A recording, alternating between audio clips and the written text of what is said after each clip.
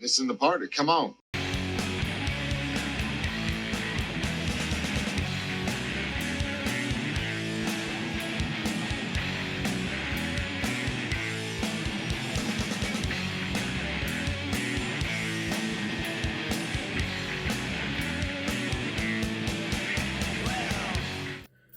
Greetings, tribe, and welcome to the latest edition of Ortega's Hotplate.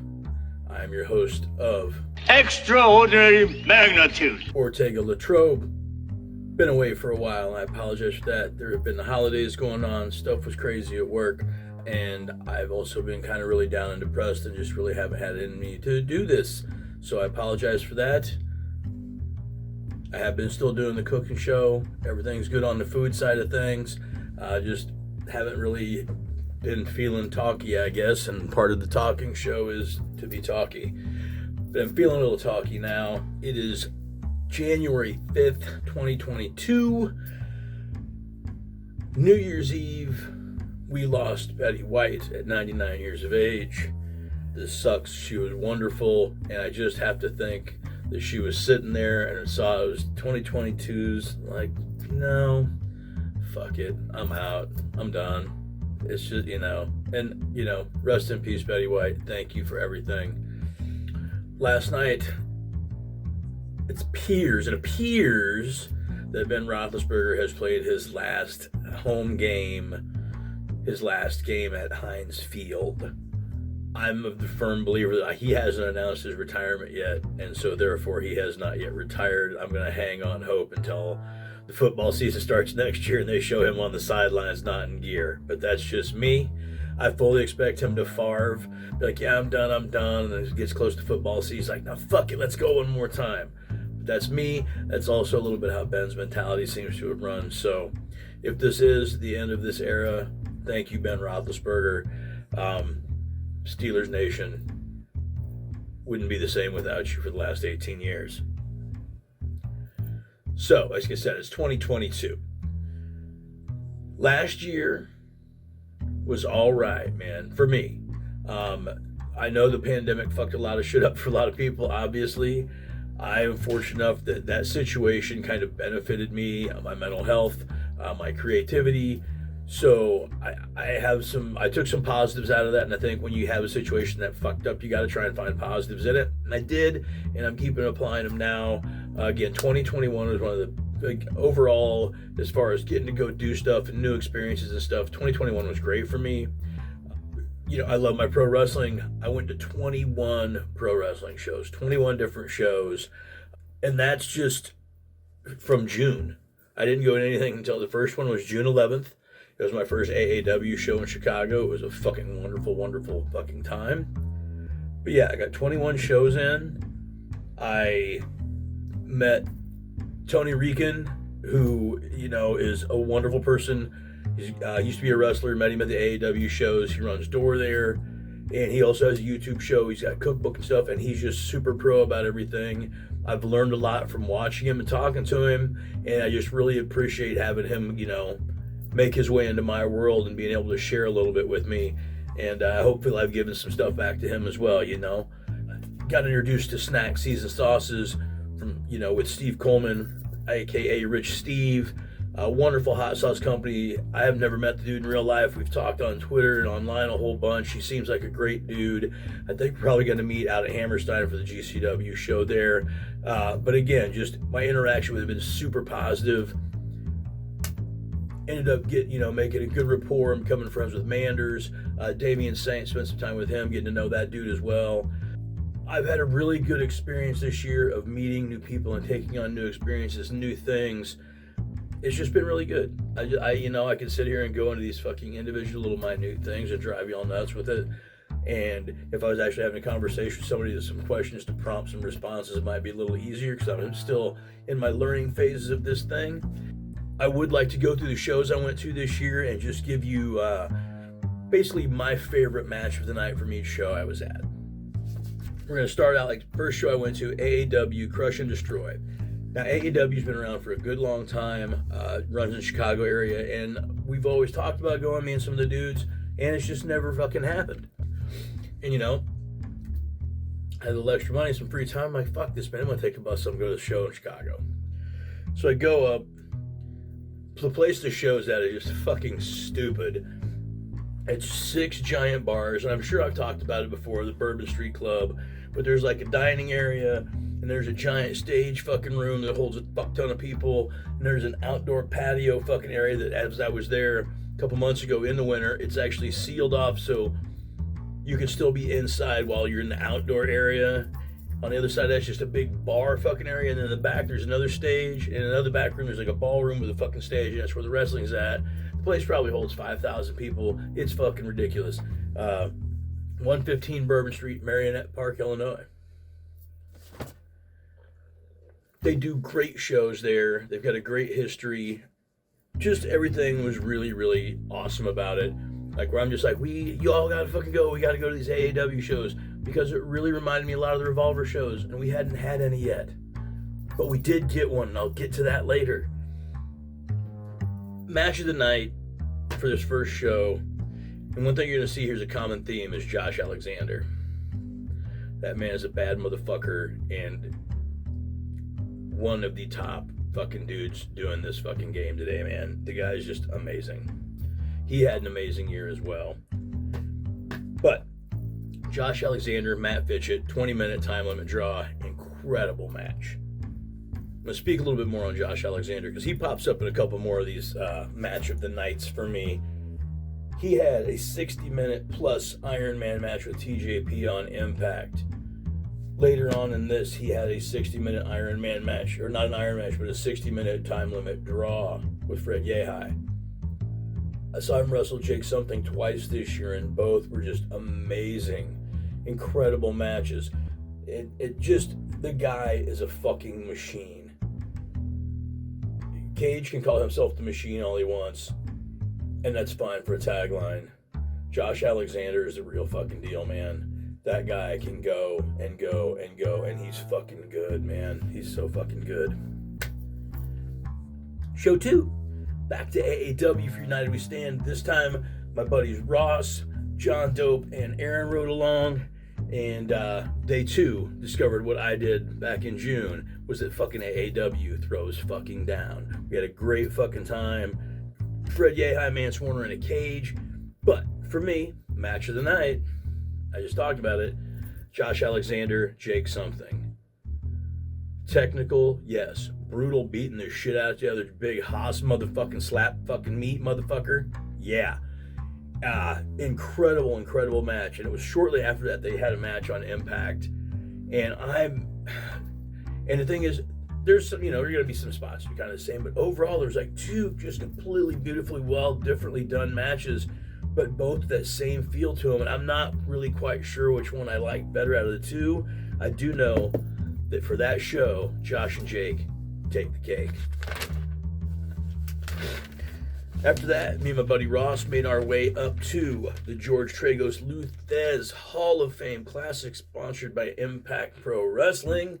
They do a daytime thing for a tournament and a couple other matches, and then they do an evening thing for the finals of the tournament. They have a Hall of Fame thing that runs all weekend up there. You can get, hotel rooms and shit, and there's like, Hall of Fame inductions and autograph signings and sessions, and, just a whole, it's like a whole fucking, it's a Hall of Fame weekend, inductions and, podcasts and interviews and panels and all kinds of cool shit. Never been there for anything but the shows myself. At some point I think I'd probably like to sit down and go and spend the 2 or 3 days there just to enjoy it. But I just don't have the time to do it. But we always try and make it up for the matches.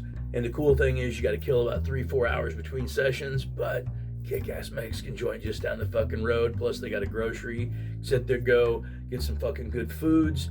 Have a couple cervezas. Fucking, do the thing, man. Enjoy the day. Go back, catch the wrestling. Hit an Arby's on the way out of town, maybe. It's hard to pick a match of the fucking day for this. I'm going to split it into the early and late sessions just because it makes it easier. First round, highlight for me, frontman Jossie defeating Gable Galileo. I love Jossie. He is the frontman, Jossie. I love this dude. First time I saw him was during the Collective, and he kind of, the way they ran it was that he just showed up and fucking hijacked the mic, said, "Fuck you, I'm making this show mine." And it was fucking amazing. Like, it was one of the things, the guy came out, talked shit, and I'm like, that's my dude. That's my new dude right there. And the first time I saw him live was at that last AAW show, the United We Stand, that the dudes went to, because I remember Ja came out and he was talking shit, and he's like, "You fucking suckwads, you pieces of shit." And me and Brandon just fell in love with it. It was like, "I'm a suckwad, I'm a piece of shit." That was the mantra, fucking Ja C. Anyway, so first round of that, Ja had that was my favorite match. Now, I did miss 2 or 3. We got there a little late. You know, it happens when shit starts at like fucking 11 in the morning.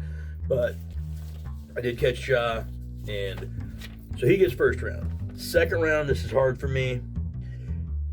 Oddly, both matches involve Ja, and it was a semifinal match and the final match. Semifinals, he squares off with Manders.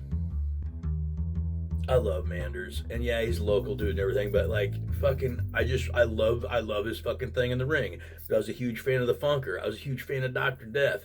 I was a huge fan of just the big brawler fucking wrestler, and that's what the man is. And, you know, on top of that, he's a great fucking dude. I've kicked back a few beers with him. Good conversation. Dude has wonderful fucking musical taste. Fuck yeah, I'll hang out with this fucker all the time, goddammit. But John Manders put on a great match. John in the finals against Jeremy Wyatt. Third match of the day. So I think the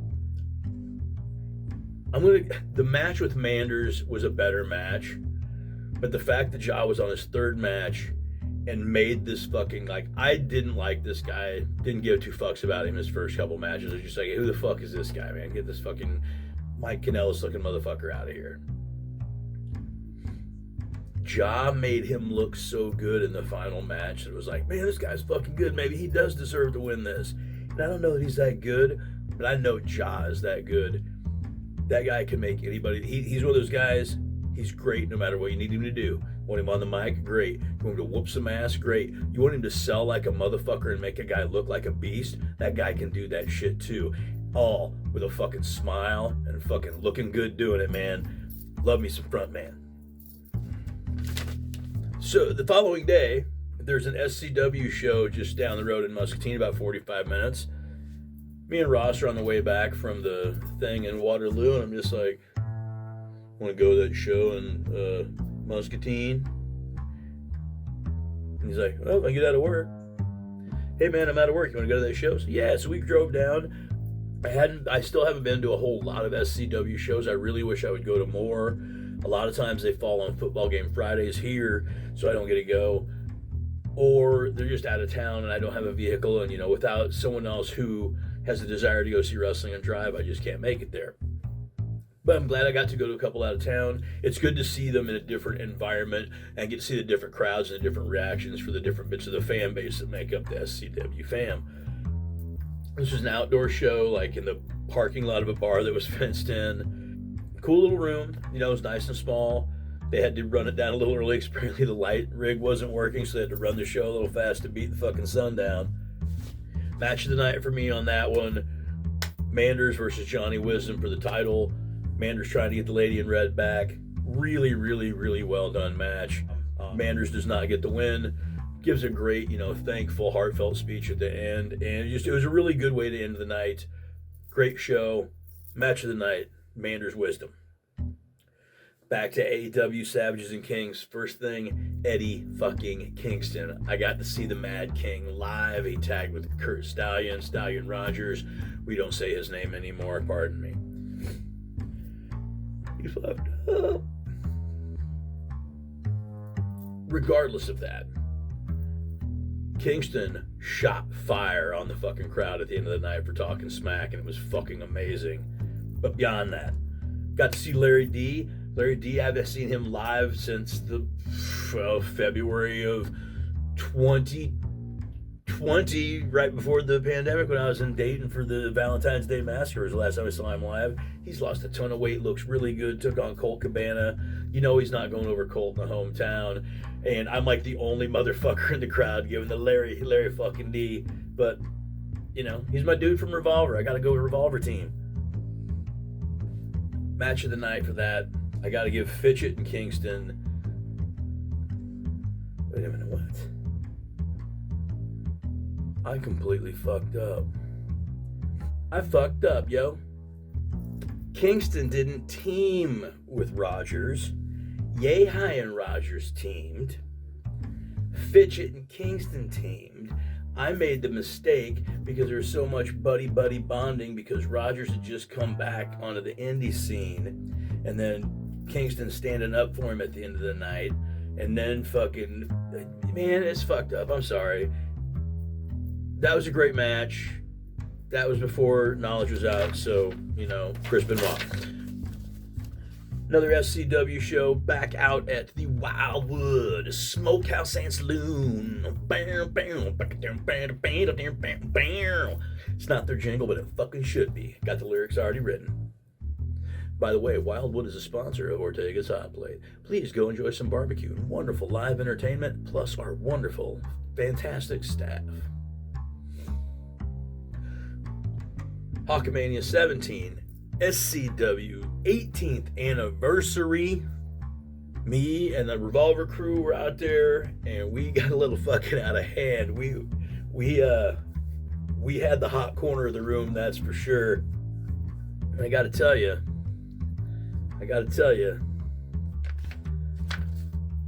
Blade the Children is the new mantra. Because I forgot something. Because I didn't fucking write it down. I wrote it down. Yeah, Johnson County. Fucking Johnson County Fair. When the fuck was that, motherfucker? July. So on Monday, July 26th, before this Hawkamania, Johnson County Fairgrounds here in Iowa City. I've lived in this town since 1994. I ain't never been to goddamn Johnson County Fair. It's just right out of town. Means at least once a year, there's a fucking corn dog stand there for a week, and I didn't never gone. That's fucked up. Just found out a couple years ago that they do some Impact Pro Wrestling out there, and it's usually on a Monday night, which, I mean, it's a thing to get people out there, although I don't know the Impact. Well, I'd rather go see Impact Pro than watch Raw at this point, but that's neither here nor there. Anyway, for that show, most raggedy ass fucking steel cage I ever fucking seen in my life. Like scared when people were climbing on it.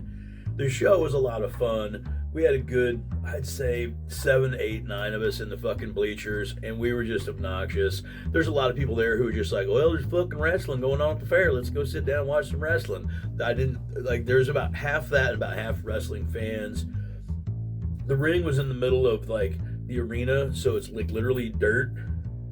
There's bleachers on dirt, and then there's the ring, and it was one of those things, it's like, fuck that, we can do fucking wrestling anywhere, it doesn't fucking matter. I loved the shit, and not long before that, GCW did a show in Wyoming, and Manders rode a horse into where the ring is, most of the way, and then the horse said, nah, fuck this, I ain't going no further. And it was cool because, he's cornbelt cowboy and riding the horse in. Great fucking idea. The horse just did not want to cooperate. And so Manders is on his way to the ring and someone yells at him, you should have rode in on a horse. And I'm like, man, don't you fucking know. Don't, that's not cool. But anyway, so he wrestles Damian Saint. And Damien's from here in town. They've known each other. They work together. Manders is kind of mentoring him, looks like. I met Damien at I can't remember, one of the AAW shows. I rode back with Manders and him, and we just kind of hit it off and clicked, so that's cool. He wrestled also at the Hall of Fame thing. Big kid, good look, and I did not expect to see his big ass go fucking flying over the fucking top corner post like a fucking madman. He reminds me a lot of Jake Something. I love me some Jake Something. So, and like I said, nice fucking dude. I wish him nothing but I hope fucking high things for him. I know I'm jumping around a lot on these fucking shows, but it's because that's how I am, and you should know this by now if you know me. And if you don't, this is how you get to know me, because this is the real fucking me. So anyway, back to Hawkamania 17. Manders. Getting the stroke here, man. Putting you fucking over, Steve. Manders gets Effie. Effie is one of the hottest talents on the indie scene. He's got fucking phones ringing, the doors fucking knocking. He's got so much people coming at him, he can't fucking answer. And all he wants to do is just be Effie, man, because right now, Effie is fine. Effie has had a fucking amazing year in wrestling. A sick year in wrestling. I saw him 6 times last year. 5 of them in 3 days. He wrestled 7 matches in 4 days, I believe. It was ridiculous the guy puts himself through, and he's fucking great. He's a great fucking dude. And it's just anyway. So Manders, Effie, second gear crew, buddy, bring in your friends, and they put on a fucking barn burner. Easily the best match I've ever seen at an SCW show, even now. After seeing more, easily that. Easily the best match ever happened in Wildwood. Those 2 guys beat the shit out of each other. They put in some work, man. And they are guys who have been out on the road, and they've been all over the country and worked with people from everywhere. They've worked with people from Mexico, people from Japan, all this. So they've got all this fucking, experience in different ways of doing shit. And they brought that in and really showed the diversity you can get by traveling and stuff. It's like both of those guys are road warriors. Manders is one of the hardest working dude in wrestling as far as I'm concerned. I don't know anybody. I mean, I don't know that many people, obviously, but I'll just say I don't know of anybody who puts in as much work and miles and time and effort as Steve Manders does, because he loves this fucking shit. That's another reason I like this guy, because I respect his fucking shit, man. Cornbell Cowboy, buddy. Next fucking show. This is running on longer and way longer than anybody's going to listen to. Don't fast forward to the high spots. AAW, Destination Chicago. First time at Logan Square Auditorium. And this kicked off my Chicago wrestle trip, where I saw 1, 2, 3, 4, 5, 6 shows in 4 days. Fucking amazing. Destination Chicago. Without a doubt. Match of the night. First off, Logan Square Auditorium is pretty cool. It's an old-ass room. It's got a great look to it. It's a little cramped for a full wrestling show. I was a little uncomfortable there.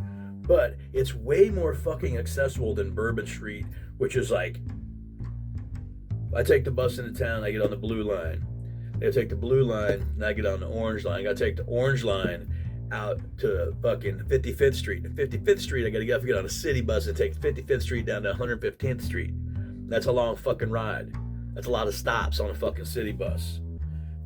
Basically 2.5 hours from the Greyhound to the show that way. Logan Square Auditorium, about 20 minutes. Plus, dispensary right there, and a kick-ass Puerto Rican place where you get a jibarito or some mofongo. Everything's right there. Everything's right. I'm trying to think of some fucking witty fucking Logan Square fucking jingle, man. What rhymes with square? Hair. There. Everything you need, it's right there. Everything you want's down in Logan Square. Got it. Wasn't that great. I'll come up with something better. I don't know. Logan Square doesn't really deserve that shit.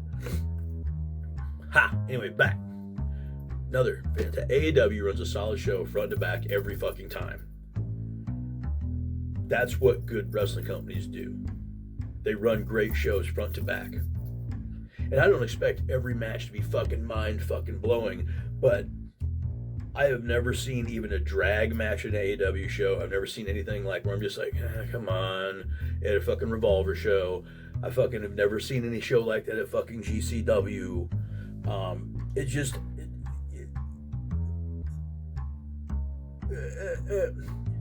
It's just more my thing, man. We've talked about this fucking thing. That's another thing. 2021, man. Mid-October, I fucking pulled the plug on WWE. I probably watched like 2 hours of their fucking programming told since then, except for the TakeOver pay-per-view, which was good. It was good. A premium live event, pardon me. I just can't watch it anymore, which is odd because the last show of the year I went to live was a WWE show. We'll get to that. It's not enjoyable for me. The TV programming. It's just like there's so much bullshit you have to wade through to get to like 10 minutes of stuff that you really enjoy. So I just read the results. If I see like, oh man, I really like Asuka, I'll watch her match, which that hasn't fucking happened. I can't remember last time Asuka was on, but anyway. Point being, Destination Chicago, Fred Yehi, Josh Alexander, there he is again, AEW Heavyweight Championship, 60-minute time limit, and it was a fucking draw. Best wrestling match I've ever seen live in my life, possibly the best wrestling match I've ever seen in my life. I'm sure seeing it live weighs into that a little bit, just being honest and fucking real, but god damn it, that was a fucking clinic, man. And you think, oh, 60 minutes, how much fucking time were they in fucking rest holds and bullshit? And man, it didn't. There was no drag. There was very, very little stall or downtime. There was lots of wrestling and grappling and lots of throws. And like, there's even a couple rope things. But man, just such a great fucking match from beginning to end, the way everything unfolded and took place, and just like 60 minutes, the same match. Fucking, I was like, that was an hour? Like, fuck, I had no idea we'd sat there for an hour. I fucking just, it's just like this. I didn't get up to get a beer, I didn't get to take a piss. This is where I was in that fucking moment, was right there in that fucking match. And I absolutely amazed. I was fortunate enough to get to talk to Josh afterwards and just give him some like fucking, oh, thank you, my brother. Yeah, best wrestling match I've ever seen live in my life. And I mean, I'm talking, I don't know, I've gone to a lot of fucking wrestling. Now, I've gone to fucking far more wrestling in the last 3 years than I had in the last fucking ever, probably. Used to go quite a bit in the early 90s to the Wharton Fieldhouse in Moline, or we come here to Cedar Rapids. And that was maybe like 3-4 times a year. Then it just kind of got where it didn't come around here. I didn't know how to get there. I didn't know about it or whatnot. I didn't care to go and spend the money, whatever it was. Went to a lot of ECW shows in Chicago. Basically, anytime ECW was in Chicago, real ECW, not WWE, not WWE real owned ECW, but like the OG shit. We were there for the first time. They were there. We'll talk about that some other time as well. This is just me fucking babbling. I really hope people listen to this and just go, man, this guy's fucking schizophrenic. I'm not schizophrenic. There's nothing wrong with that. I don't think we're not going to get into that. My apologies if I offend anybody, but anyway. Completely lost my train of thought. Josh Alexander's a badass. Fred Yehi's a badass. It's cool shit. The AEW show's Thursday night. Boop. Let's click one. Next day, Freelance Underground kicks off at the Grand Sports Arena, Hoffman Estates, Illinois. This match, Cole Radrick, Jordan Oliver, two of my favorite young dudes on the indies, introduced to both of them. Cole I introduced to through Revolver, Jordan through GCW. Both are incredible talents, both young, and I have their great promising careers ahead of them. I didn't know, it's that thing where I come down and like, I'm so glad that I love both these guys. I don't know who to cheer for. I don't want to pull sides. All I want is them to have a great fucking match and no one get hurt and everybody be entertained. You don't have to have a side, just enjoy the whole thing as it fucking comes out and lays out in front of you, and they put on a hell of a fucking show. You can go back and watch any of these AAW shows are available on Fight TV. Any of these GCW shows are also available on Fight TV. So feel free to hunt them down, give them a watch, check out, see if you think I'm right on my match picks. That evening, GCW, Black Label Pro, Co-Pro, 3 cups stuffed. Back to the Freelance Underground thing. Now, as a first show, there was far less people in attendance there than for a lot of the stuff through the weekend. I'm going to tell you something. You can watch Nick Gage come out on Fight TV, or on IWTV or on some old video clips or on fucking YouTube. You can watch that and you can see that fucking crowd and you can see him fucking fuck up. I'm gonna tell you now, you don't know anything about it until you're there fucking live. The first time I saw Nick Gage wrestle live, I knew nothing about Nick Gage. I'd heard the name. I knew he was a deathmatch dude. That's all I knew. Met him at the merch stand, and he was one of the most intense but yet wonderfully nice human beings I'd ever fucking met. And when he came out that night, I didn't know. And like that room blew apart, and I'm like, what in the fuck's going on, man? What's up? And I don't know what it is about that guy, man, but he's got it. He like owns that fucking room, dude. He is the king shit of Fuck Mountain when he comes out. And it was so awesome to experience that. And I'd done it twice at Revolver shows.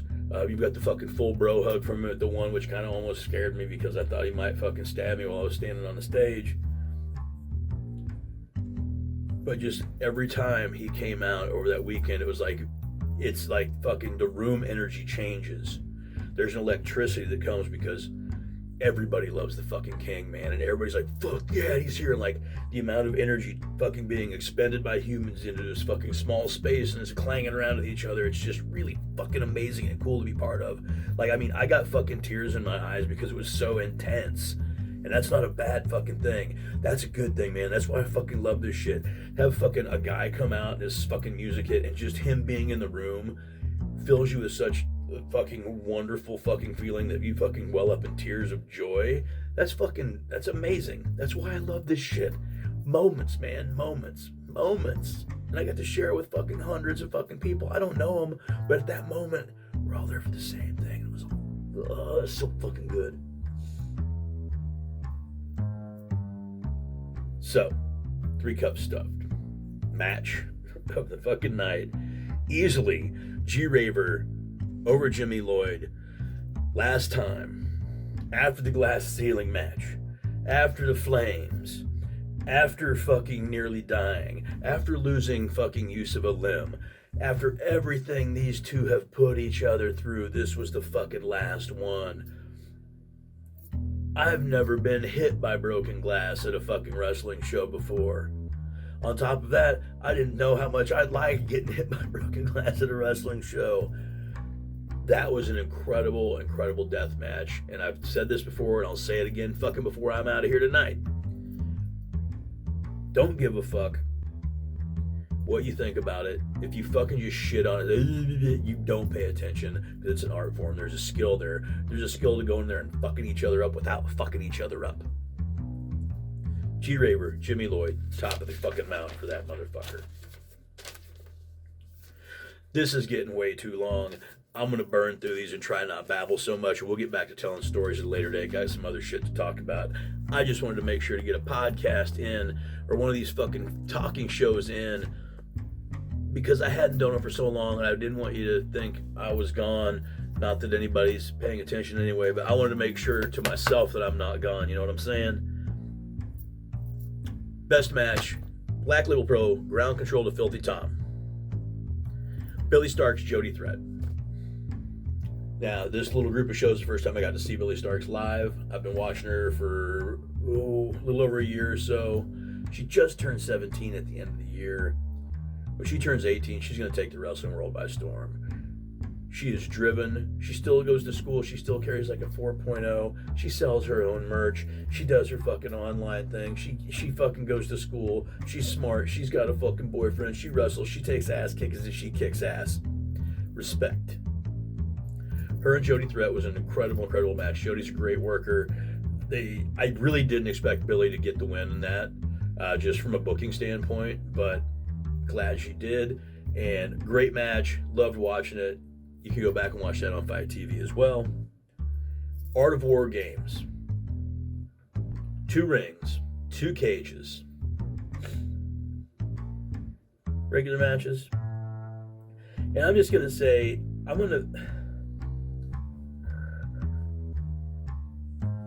Tony Deppen and Alley Catch is the best match of the night. Now, I know that there's the War Games match, and I'm taking it out of the equation because it was its own fucking thing. I've never felt so uncomfortable, nauseous, amazed, joyous. Like every emotion was running at the same time. It's so overwhelming to the senses to experience something like that. 10 dudes, pure violence, like glass everywhere, panes of glass, barbed wire, thumbtacks, fucking scaffolds, and the 2 cages, and like the biggest crowd they'd ever been in front of, and everybody's going nuts, and all that fucking shit's getting fucking lightning out of the room like fucking the Scarlet Witch, man, and it's fucking going out, and everybody's doing it, it's going back into everybody, and it's this osmosis. There's my osmosis thing again. If you watch Snackin with Ortega, you know what I'm talking about. Yeah, in and out, and in and out, and blends, man. Fuck, oh, I'm fucking getting my nipples hard right now, fucking just talking about this shit. That was the fucking shit. It was an amazing match. Like I didn't even know how to feel afterwards. I didn't know if I was nauseous, if I was upset, if I was scared, if I was just overwhelmed. It was the most just thing I probably experienced in years and years and years. Fucking amazing. Next day, Sunday, last day of the Windy City Summit, Second City Summit. I can't remember. Pardon me. Fucking, I'm really high, and it was fucking a few months ago, and I'm bad at keeping notes. Effie's Big Gay Brunch 3. Match of the card. Ace Perry, frontman Jossie. Ace Perry wrestles a lot of AAW shows, and I always say that he looks like Joey Janela and Marco Stunt had a kid. I've seen him wrestle a few times, and he was always okay. And I mean, I love John. I know how good Jaw is. In that match, I had a couple people tell me, it's like, Hakeem Zayn was one who said to me, that's going to be the one that fucking steals that fucking show. And I'm just like, well, you know, and like, they work together AEW a lot. Zayn's got a far more better insight to Ace Perry than I do, but I was still just kind of like, all right, I guess. I mean, that guy kind of fucking sucks. I was like, absolutely best match of the night. And fucking, they both were incredible. They both made each other look like gold. They both looked like gold. Stole the fucking show. Stole Effie's Big Gay Brunch, without a doubt. So after those shows and those like 4 days of doing nothing but wrestling, I was very tired and I slept. Back to AAW on the 1st of October. Johndope and his friend Jill, we all rode up together. Special guest appearance at this show by the Sandman. And I can tell you that me and Dope both were like, I'm not paying fucking for extra fucking nice. He's fucking Sandman, get fucking sign ground, fuck old man, fucking blah, blah, blah. You know, it's like, and I love DCW. And Sandman was cool. But it was the thing where it's just like, he was never my dude there. It was always like, all right, Sandman, now we got fucking 4 minutes of fucking intro, and okay, you're gonna drink the beer thing, right? And when you see it a bunch of times on TV, it's like, all right, fucking, you just get to the fucking smacking with the fucking cane gimmick. And it's like, he's not on the card. But if he's at the show, you know he's gonna do something, whether it comes in, he's gonna come smack somebody with the goddamn kendo sticks, what he's gonna do, and you know this. And sure as shit, into one of the ladies' matches, the Sociedad Boricuas, they run the ring. They've been fucking jacking with fucking Sky Blue for fucking months. Like, fucking, they may have been fucking since day one. I don't know. They rush the ring, and they're beating the crap out of her and her fucking girl. And Washington was like, all right, yeah, and you hear doom, boom, doom, and like, I fucking blew a fucking wad, man. I came unfucking glued. I popped out of my fucking seat, started fucking stomped my fucking foot so hard. That was on October 1st. I'm standing here January 5th. My fucking leg is still fucked up because I popped so hard I fucking wrecked my leg. Thanks, Sandman. On top of that, he's making his way around the crowd doing his beer fucking gimmick, but he ain't drinking a whole lot so much now. He's beering people. And me and Dope, we both got beered by Sandman, and it was fucking awesome. That's not a match of the night, but it's definitely a fucking high spot of my fucking year. That show, without a doubt, best match. Double dog collar tag match, infamy against SGC with Manser and Manders. Woo! Just go to Fight TV and watch it and check that shit out. And yeah, there's a fucking promo video clip you can probably find over on AAW's fucking Twitter or their Insta. But it's Manser and Manders after that. It was October 1st with the date for reference. And the most worked up I've ever seen Manders, and like he's just fucking babbling. That was like some of the best promo work I've seen him do. And Manser comes in with his just fucking, hey motherfucker, and all I'm gonna say is hearing Mance Warner say, I go out there and I make tater salad. It's one of the greatest things I've ever heard in my fucking life.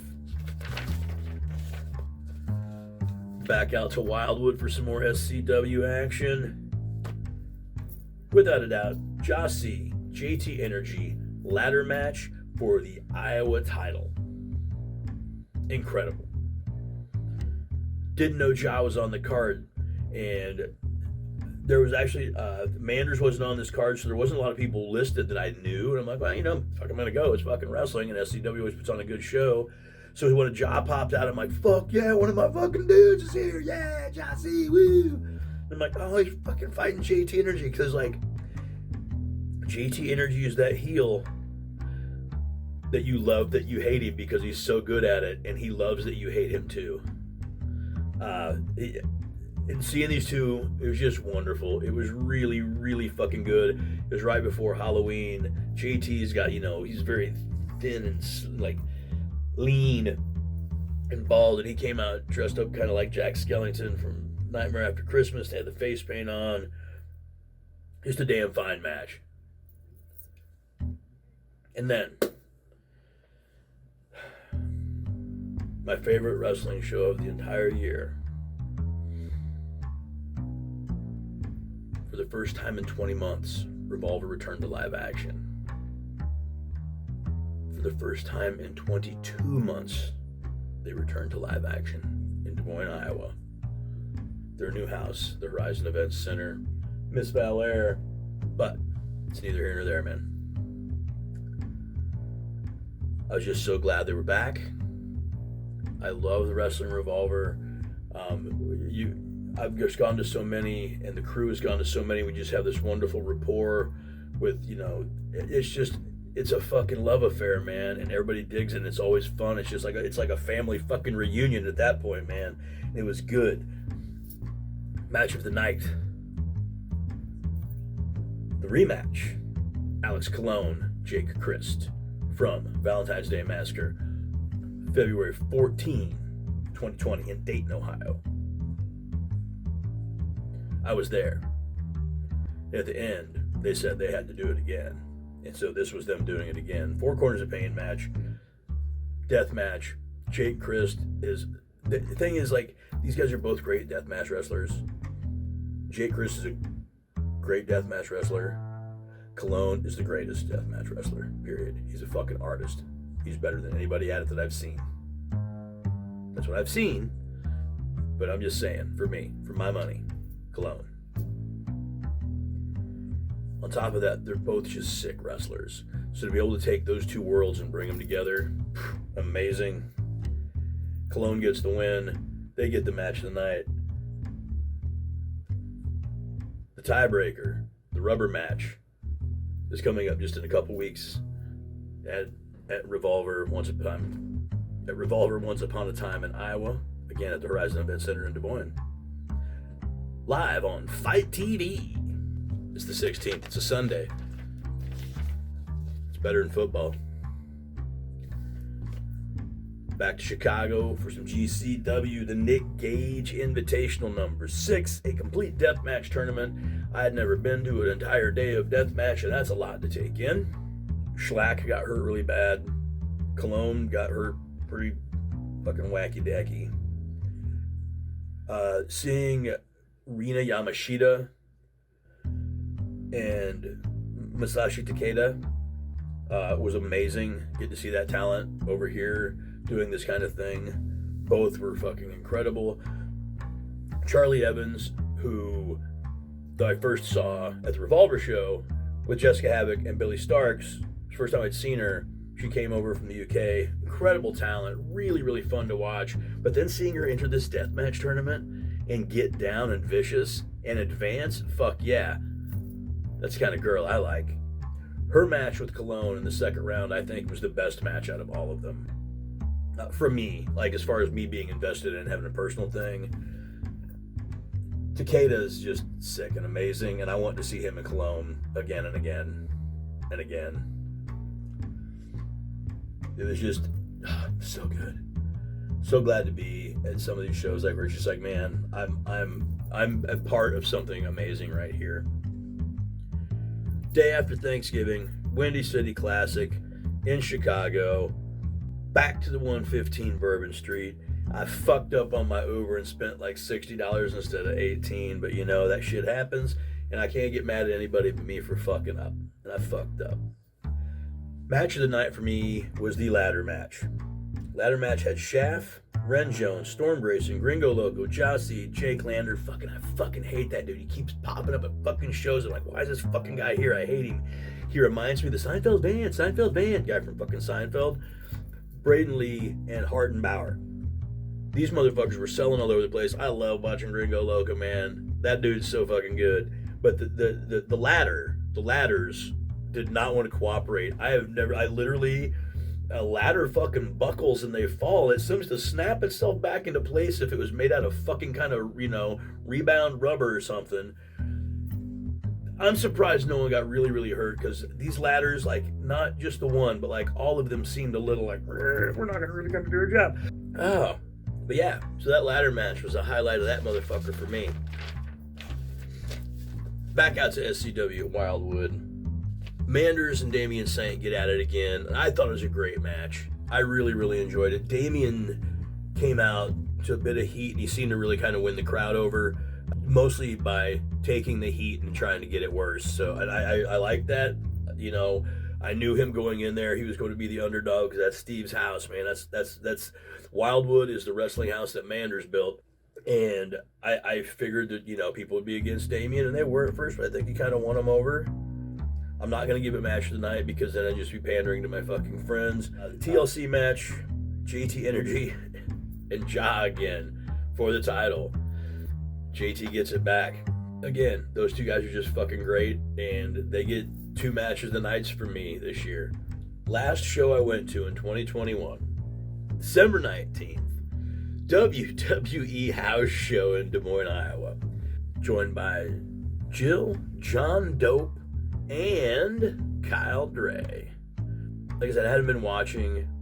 I've got a good friend who has some ins. He got me some sweet front row fucking tickets. So we went, and I had a really good time. And the thing is, I had a good time because the WWE house shows are so much more fun than their regular, like their, the Raw or the SmackDown. And it's because there's not the TV cameras. It's not fucking all we got to put on the show. We got to be good.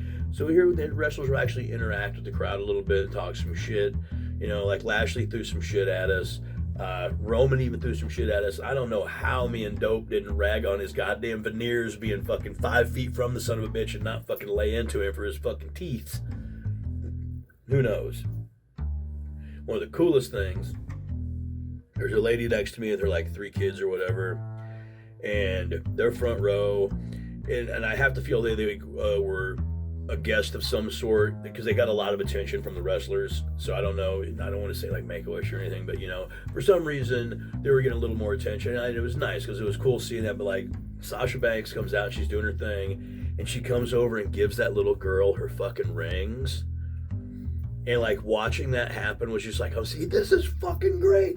This is why I fucking love this shit. And the WWE has the ability to do that and touch fucking like lives like that. They've got the money to reach, and be able to do that. And they don't do that kind of shit enough. But that's like, I'm like, see, I like that. Fucking, I watch Raw. I'm like, I don't fucking like that. Give me that whole fucking moment all over again, though. Little girl had another spot. Owen's fucking playing the heel. He's on the floor in front of us, fucking selling. And she puts her hand up to high five. He's just like, never. Goes back in the ring. Into the match. The match is over. He's laying out in front of us again. And he's leaning on the rail. And again, the little girl, like, standing there at the high five. And he's got his hand, and he, like, looks up. And he does this, like, and then bolts. And I'm like, this is so good. That's so cool. It's fucking KO to do that. And just, like, that little girl's day was made. And seeing that made my fucking day. It was right before Christmas, and everything's feeling good, man. So, whatever. But that was my 21 shows and my 21 matches. Oh, I didn't give you a match for that. Boogs versus Madcap Moss, because it's Boogs. that was my year in wrestling. I had a great fucking time. I got to meet KG. I got to meet MLJ. Conversed with Jake something and Hakeem Zayn on like multiple fucking occasions. Just really had a wonderful back and forth with wrestling this year. And I'm looking forward to what comes forward this year. I'm looking forward to what comes forward as it is. I'm looking ahead. Next weekend on the 15th, going back to Chicago for another GCW show. Jeff fucking Jarrett's going to be there. Next day, back to Des Moines for Revolver. The following weekend, I'm in New York City for the Independent Wrestling Hall of Fame on the 22nd. 23rd is my fucking birthday, and I'm going to be at the Hammerstein Ballroom for the World on GCW. Their first appearance there, the largest wrestling crowd ever in that fucking room. I can't fucking wait. Plus, I'm going to be in New York City. Hot Dog Tour. That's right. Snackin with Ortega on the road. The Hotplate on the road. Ortega on the road. There's a lot more crap I could talk about, but I'm nearing a fucking hour here right now. Anyway, thanks for stopping by. I'm going to really try and get these out more frequently. I'm going to try and keep them shorter by doing so. I'm Ortega Latrobe. This has been Ortega's Hot Plate. Please check out Snackin with Ortega on YouTube. New episodes every Thursday. We're randomly dropping all kinds of little gimmicks about food over there as well. And you can check out this on Spotify, Apple Podcasts, Google Podcasts, all kinds of bullshit. Plus, you can see the video version of it on YouTube most of the time. Thanks again for stopping by the Hacienda. I'm Ortega Latrobe. Well, yeah, fuck you too. Bye-bye.